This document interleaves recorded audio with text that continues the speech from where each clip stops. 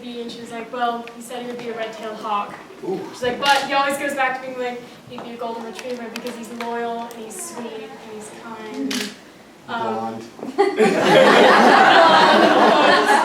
And I remember when Abby, I think I was like 13 or something like that, and I was just sitting in my room doing whatever 13-year-olds do. I was like reading.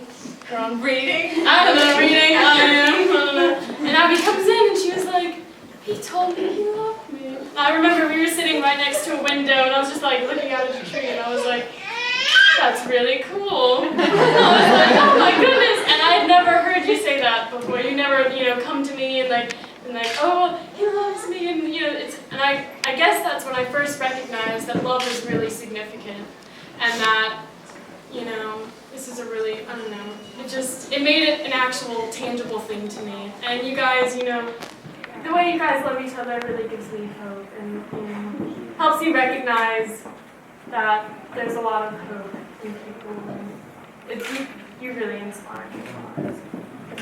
This is for my sister and my newest brother. I love you both so much. Thank